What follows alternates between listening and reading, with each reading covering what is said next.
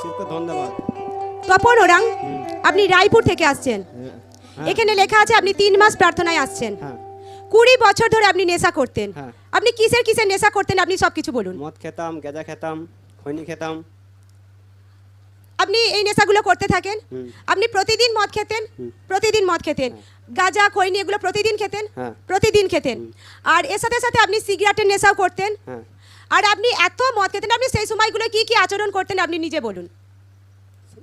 আগে একদিন মদ খেতাম, 4 দিন ভাত খেতাম না। দিনে রাস্তায় রাস্তায় ঘুরে বেড়াতাম, কাঁদতাম, বাড়িতে ঝগড়া করতাম, মারধর করতাম, কাটে নিয়ে মাতি যাচ্ছিলাম বাড়িতে, কাটারি করুন এগুলো নিয়ে আপনি বাড়ির লোকদেরকে মারধর করতেন সেই টাইমে। এত নেশা করতেন আপনি।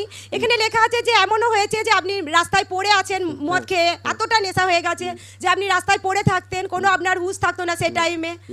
আবার যখন নেশা ছাড়তো তখন আপনি আবার ফিরসে বাড়ি যেতেন। তো এইভাবে যখন আপনার লাইফ চলতে থাকে আপনার পরিবারের লোকরা বারণ করতেন আপনাকে, বারণ করতেন, কিন্তু আপনি শুনতেন না। শুনতাম না। আপনি বেশি বেশি করে আপনি নেশা করতে শুরু করেন।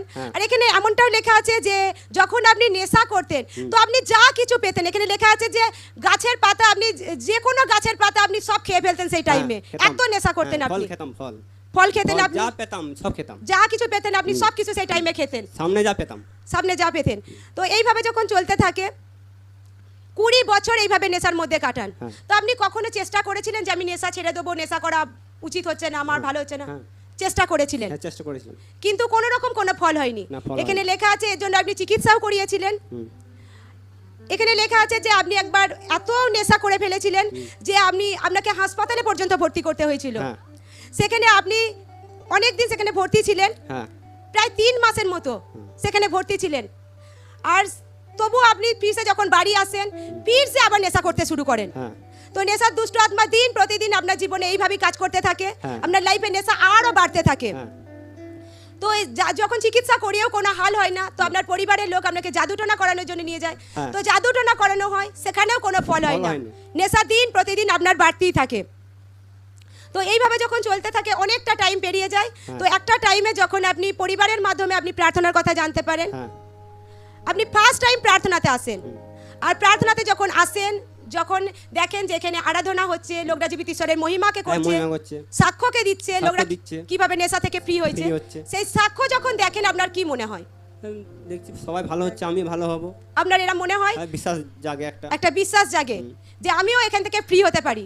কারণ আপনি চিকিৎসা করিয়েছিলেন, জাদুটোনা করিয়েছিলেন, কোনো ফল হয়নি। কিন্তু যখন আপনি ফার্স্ট টাইম প্রার্থনাতে আসেন তো আপনার মনে একটা আশার আলো জাগে যে এই জায়গা থেকে আমি ফ্রি হতে পারি। তো আপনি নিয়মিত প্রার্থনাতে আসতে থাকেন, ঈশ্বরের বাক্যকে শুনতে থাকেন, সাক্ষ্যকে দেখতে থাকেন। দুসরা জনের সাক্ষ্য দেখে আপনার জীবনে বিশ্বাস বাড়তে থাকে। ঈশ্বরের দাস তারা বাক্যকে নিজের জীবনে শুনতে থাকেন এবং সেই বাক্য নিজের জীবনে পালন করতে থাকেন। এবং গত 1/6/2025 তারিখে যখন আপনি প্রার্থনাতে সামিল ছিলেন, সেই দিন ঈশ্বরের দাস যখন হরেক নেশা দুষ্ট আত্মার জন্য ফায়ার প্রার্থনাকে করছিলেন, সেই সামর্থ্য ফায়ার প্রার্থনাকে পুরো বিশ্বাসের সহিত রিসিভ করেন। আসুন আমরা সেদিনকার ফায়ার প্রার্থনার ভিডিওকে দেখি। বলে সারে দুষ্ট আত্মা, অন্ধকার শক্তি, বাবা তাকত, রগর আত্মা, দুষ্ট আত্মা, নেশার আত্মা, ব্যভিচারী আত্মা, holy ghost, holy ghost, holy ghost, holy ghost, সারে শয়তানি আত্মা, নেশার আত্মা, ব্যভিচারী আত্মা, দুশ্চিন্তার আত্মা, রগর আত্মা, যাও, আউট, আউট, আউট। এই মুহূর্তে যখন আপনি ফায়ার প্রার্থনাকে রিসিভ করেন, ঈশ্বরের ভারী সামর্থ্য, ঈশ্বরের ভারী অভিষেক আপনার বডিকে টাচ করে। তারপরে যখন বাড়ি যান তারপরে কি হয় আপনার জীবনে, কি পরিবর্তন আসে আপনি বলুন। হালকা শুনে কি একটা বেরিয়ে গেল। তারপর যখন বাড়ি যান তারপরে কি আর নেশা করেছিলেন? না, করিনি। তারপর থেকে নেশার দিকে আর কোনো নেশা থেকে সম্পূর্ণ ফ্রি আছেন। জোরসে হাতে উঠে জীবিত ঈশ্বরের মহিমাকে করি, জোরসে জোরসে জোরসে জোরসে জোরসে জোরসে। হালেলুয়া। সকলে ধ্যান সহকারে শুনবো। ইনি বলছেন 20 বছর ধরে ইনি নেশা করতেন। আর ইনি বলছেন প্রতিদিন ইনি মদ খেতেন, গাঁজা খেতেন, খৈনি খেতেন, সিগারেট খেতেন। আর ইনি বলছেন এতটা পরিমাণে উনি মদ খেতেন যে উনি এমনটাও হয়েছে উনি রাস্তাতে পড়ে থাকতেন, ওনার কোনো সেই সময় পুরো বেহুশ থাকতেন, ওনার কোনো কিছু মনেই থাকতো না, উনি রাস্তার মাঝে পড়ে আছেন কি আছেন। তো এরমভাবে চলতে থাকে। উনি এমনও হয়েছে কখনো 4-5 দিন ধরে উনি খাবার খাওয়া পুরো বন্ধ করে দিয়েছেন, সব পুরো মদ খেয়েই আছেন, এরকমও হয়েছে। আর উনি পরিবারের লোকদের সাথে প্রচণ্ড পরিমাণে ঝগড়া অশান্তি করতেন। যখনই মদ খেয়ে আসতেন তো পরিবারের লোকদের সাথে প্রচণ্ড পরিমাণে ঝগড়া অশান্তি হতো। উনি পরিবারের লোকদেরকে মারধর পর্যন্ত করতেন, কখনো কাটারি লাঠি যা কিছু হাতের কাছে পেতেন উনি তাদের সেইগুলো নিয়ে মারতে যেতেন। এমনকি উনি যখন নেশা করতেন উনি বলছেন যে উনি যা কিছু সামনে পেতেন, সেটা গাছের পাতা হোক বা অন্য কোনো খাদ্যদ্রব্য হোক, উনি সব কিছু উনি সেই টাইমে খেয়ে ফেলতেন। তো এইভাবে যখন চলতে থাকে তো ওনার শরীরও দিন প্রতিদিন খারাপ হতে থাকে। ওনার এমনও হয়েছে যে এত নেশা করে ফেলেছেন, এত শরীর খারাপ হয়ে গেছে, ওনাকে একবার 3 মাস ওনাকে হাসপাতালে ভর্তি করা হয়েছিল, সেখানে চিকিৎসা চলে। যখন উনি ঠিক হন বাড়ি আসেন, ফিরসে উনি নেশা করতে শুরু করেন। তো নেশার দুষ্ট আত্মা দিন প্রতিদিন ওনার জীবনে আরও বেশি করে তাং করতে থাকে।